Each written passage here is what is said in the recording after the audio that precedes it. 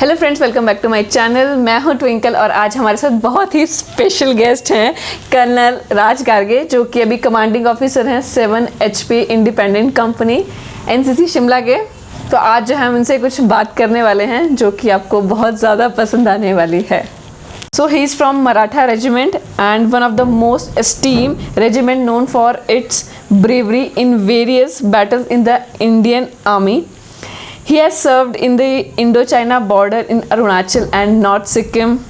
He also served in counter-insurgency operations and also served in the Indo-Pak border, holding various appointments. तो चलिए अब हम शुरू करते हैं। Thank you so much sir हमारे साथ जुड़ने के लिए।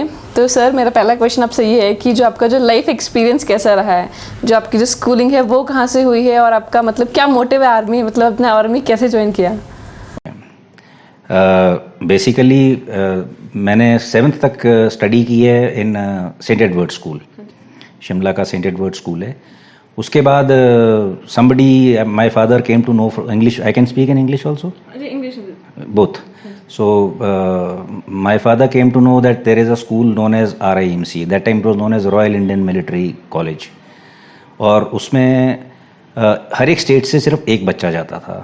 There was a competition in that school. तो he told me to appear for that competition.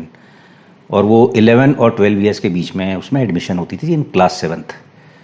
So luckily मैं वो एग्ज़ाम मैंने पास किया। सो आई जॉइंड RIMC एंड उस टाइम पे क्लास 11th होती थी, 12th इंट्रोड्यूस नहीं, उस इमीडिएटली उसके बाद इंट्रोड्यूस हुई थी। After that I could not clear the NDA in the first attempt. So because that also happened because the pattern changed. First time the entire pattern of the NDA changed and हमें इतना समझ नहीं आया। नहीं तो हमारे school का 100% result होता था और उस टाइम पे सिर्फ एक पास हुआ और 22 स्टेट होती थी कंट्री में, तो 22 बच्चे थे तो 21 फेल हो गए थे। सो पर फोर्स मुझे शिमला आना पड़ा। तो हमने सोचा कि एडमिशन लेते हैं समवेयर इन, पर मैंने NDA का दूसरा एग्ज़ाम दे दिया था written. So and I was sure I will pass, पर 6 months 6 महीने तक रिजल्ट आना था तो एडमिशन तो लेनी थी कहीं पे। सो फिर हमने संजोली कॉलेज में एडमिशन ले ली। तो मेरे क्लासमेट्स होते थे, आप मतलब ये लोग जानते होंगे। एक होता था Anuj Nag, he was my classmate of Edwards. I suppose he is a high court और supreme court lawyer now. One is justice Ajay Goyal, he is my class fellow. We were in the same class in Edwards and थोड़ा बहुत इन Sanjauli college. And उस time पे हम we used to be पढ़ाई का तो इतना, मैं तो मिलिट्री बैकग्राउंड से आया था तो मुझे पता ही नहीं था। तो मुझे एक इंसिडेंट याद है, स्कूल कॉलेज में मेरे से नाम पूछा प्रोफेसर ने, तो मैंने ऑनेस्टली उसको बताया माय नेम इज़ DR गार्गे। तो वो नाराज़ हो गए इस बात से कि मैं ढंग से नहीं जवाब दे रहा हूँ, because probably he was not use to that kind of this thing. So he threw me out of the class. Other started laughing, he threw me out of the class. That was the day I never attended class after that. फिर हम घूमते थे, आवारागर्दी करते थे। फिर उतने में NDA का रिजल्ट आ गया। NDA का रिजल्ट आया तो लकीली मैं पास हो गया। फिर SSB is the tough part. तो बट SSB में in the school they teach you lot of they train you for SSB. So first attempt I mean in that same attempt I got through and rest is history. Then I joined NDA Khadakwasla Pune and 3 years का NDA का training होता है. I passed out from Khadakwasla. I was army cadet. Then I joined the Indian Military Academy in Dehradun. वहाँ 1 साल का training होता है, which is a cakewalk for people who are from NDA, because IMA you already done everything in NDA. You have done everything. You far more than what you do in IMA. And then I joined the Maratha Regiment. That is a fighting arm infantry.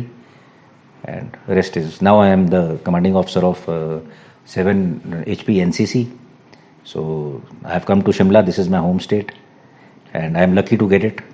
तो sir आपका कैसा experience है NDA IMA में? कोई funniest experience होते हैं तो आपका? बहुत एक्सपीरियंस होते हैं NDA में, बहुत होते हैं IMA में, बहुत होते हैं।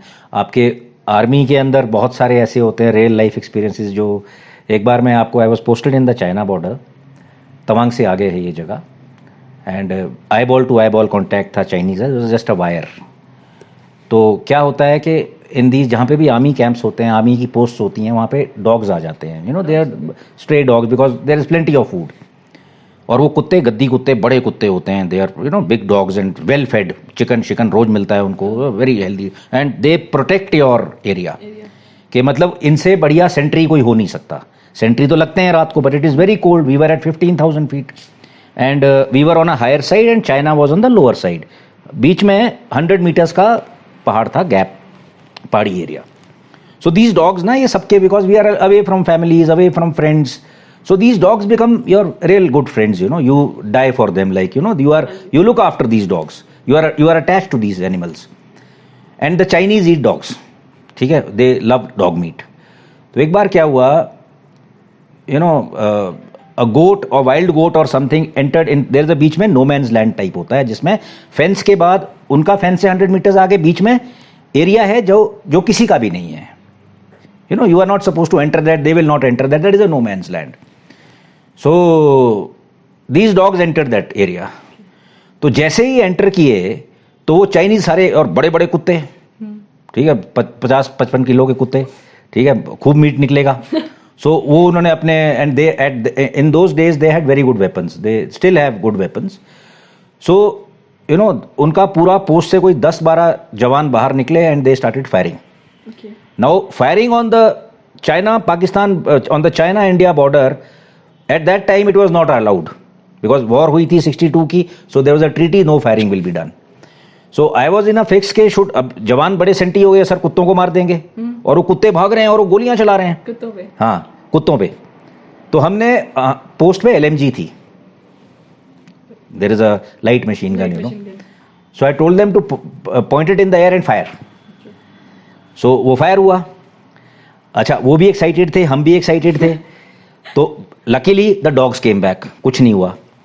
लेकिन पंगा ये पड़ गया कि अब फायरिंग तो सुनती है सबको, तो एनवायरनमेंट में ये हो गया कि हु फायर्ड, कि भैया चाइना पाकिस्तान में कुछ हो गया है. अब वो भी झूठ बोलें कि हमने फायर नहीं किया, हम भी झूठ बोलें हमने फायर नहीं किया.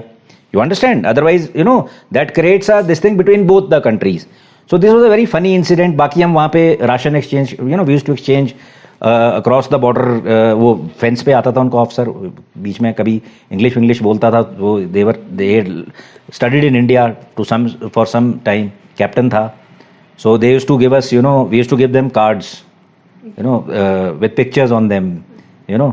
सो they used to give us, you know, fur coats, जो चाइना में बनता है, बर्ड फेदर एंड ऑल. तो that barter system used to go on. So we used to do all that stuff, you know. तो that kind of thing. So बाकी it is a good life. Army is a good life. You enjoy it, and ऐसी life मिलती नहीं है. मिलती नहीं है. yes. तो मतलब करता आर्मी में enjoy. Oh yes. आपका you have got lot of work to do. आपको कहाँ मौका मिलेगा कि आप 15,000-16,000 feet अरुणाचल के उन पहाड़ों पे, pristine mountains, जहाँ पे a normal civilian can never go. So you have gone to those areas. You are staying there. You know, you are, of course you go through difficulties, आपको problems होती हैं life में. Nature doesn't allow you to stay, nobody allows you to stay at such heights, so there are some physical deformities which occur in your body, but ठीक है, you fight it out and you have got the privilege of, you know, serving in such areas. So that is the beauty of it, adventure, everything. It is wonderful. चलो, students में काफ़ी है कि NCC join करना, army join करना, तो उसका NCC join करने का मेन प्रोसीजर क्या होता है? तो एनसीसी का मैं वैसे बताऊंगा आपको कि considering that India is a changing country today, आज हम रियलाइज़ करते हैं कि we are a nation, and NCC, and for any society to progress in life, to become model citizens, discipline is a must. So NCC is the largest organisation in the world, और since it is being controlled by army, तो एक self example होता है. An army officer आप देखेंगे, he will never be late, he will always be in time, he is punctual. ये the army ने आपको कुछ ऐसी चीज़ें सिखाई हैं लाइफ में जो एक सिविलियन समझ नहीं पाता उस चीज़ को, और उसके लिए क्रेव करता है वो कि काश मेरे में, पर हो नहीं पाता वो. सो जब एक्सप्रेशनेबल बच्चे एनसीसी ज्वाइन करते हैं, पहली चीज़ तो they learn from the army personnel who are there, ke how they dress, how they talk, what is punctuality, how, you know, how brief they are, and they are real, this they come to know that. So then NCC inculcates discipline in you. And discipline is the bedrock of life of any society. अगर आप disciplined हैं तो आपके 99% problems automatically solve हो जाएंगे life में. आप time पे उठोगे, टाइम पे पढ़ोगे, टाइम पे करोगे, आप रिस्पॉन्सिबल बनोगे, आप में मॉरल वैल्यूज आएंगी. तो अगर डिसिप्लिन नहीं है तो there is no difference between animal and human being. You know, animal also उसको जब दिल किया खा लेता है, ठीक है, जब दिल किया सो लेता है. पर वो भी फिर भी वो भी अपना एक मेंटेन करता है. You know, he also maintains that this thing. Humans are the only people who are, you know, totally without discipline, life doesn't mean anything actually. So NCC inculcate करती है वो चीज़ एक growing up बच्चे में. फिर he gets the feeling of, you know, nation building in him. And wearing the uniform, जब आप कोई वर्दी पहनते हो तो आप ऑटोमेटिकली अलग हो जाते हो. You are different from the crowd. अब जब आप क्राउड से अलग हो और जब आपको फील होता है कि आप क्राउड से अलग हो तो आपका एटीट्यूड भी उसी तरह से बदल जाता है. You start walking more smartly, आप अपनी चाल थोड़ी ठीक करते हो, then you practice drill, you want to look good. So it inculcates self discipline, it inculcates a feeling of nationality in you, it inculcates a feeling of, you know, loyalty. ठीक है. So there are so many things which the NCC teaches you.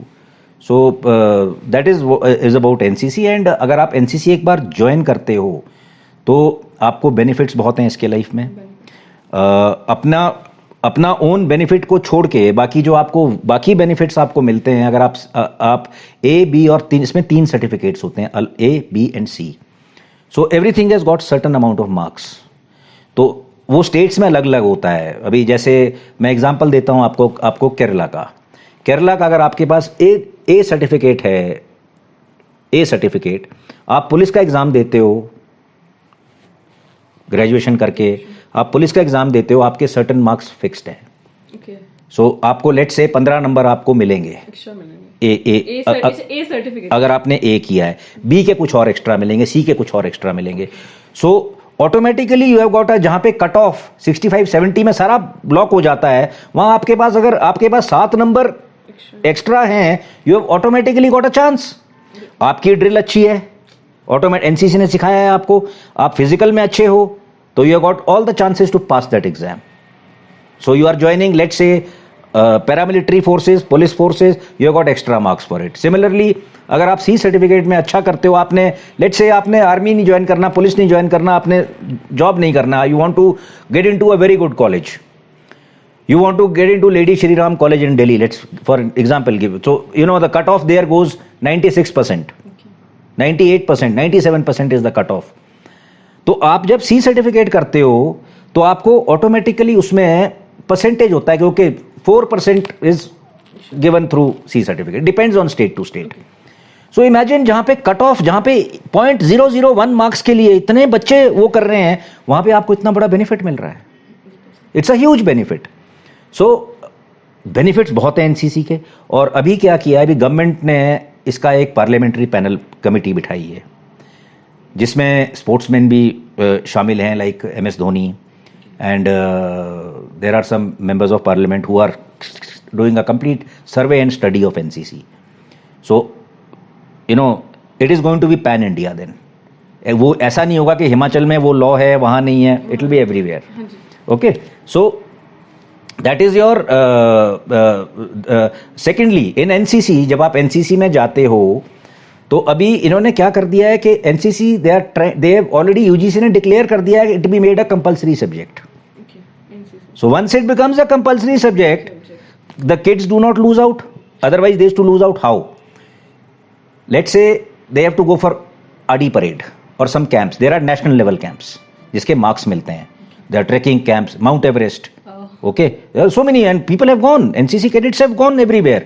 They go to foreign, all those things. But then that is at the expense of your everyday college studies. जब आप कहीं जाओगे classes miss करोगे. लेकिन अगर एक compulsory subject हो जाता है तो then there is no issue. Then you are doing something which is, so the government is doing. ये already हो चुका है. So benefits बहुत हैं इसके.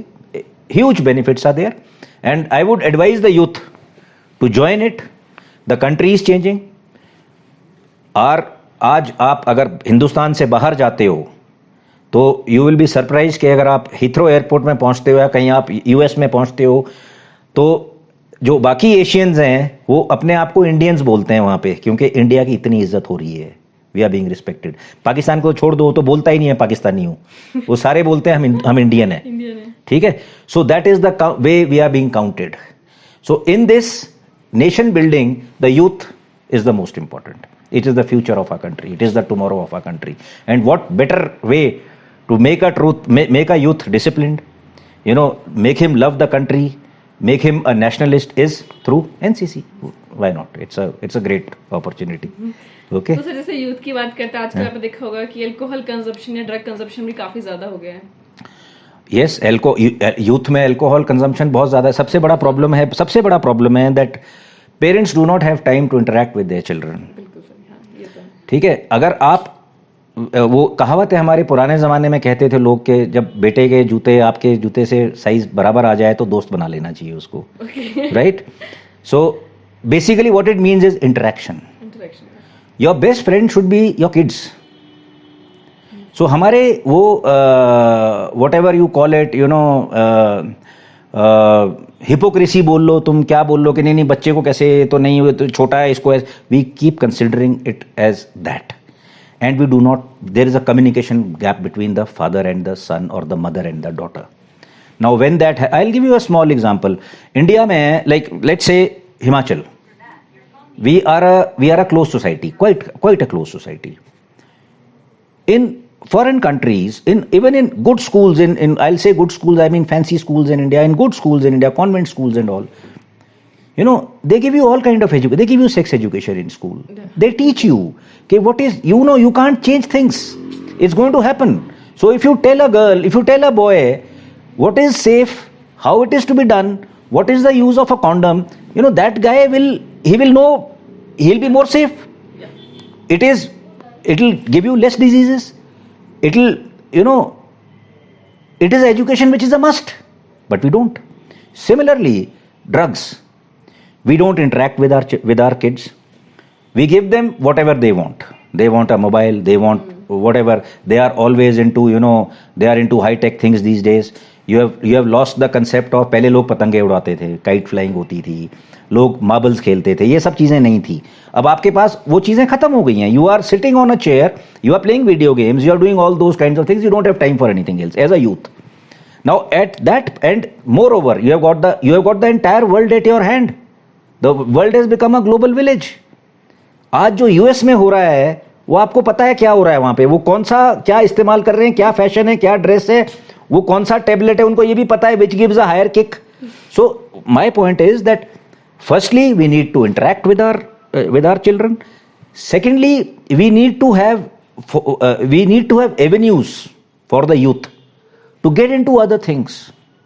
There are no avenues in a place like Shimla. A boy passes out from college, if he is very good, he will get through, let's say in a competitive exam like police, like CRPF, like let's say NDA.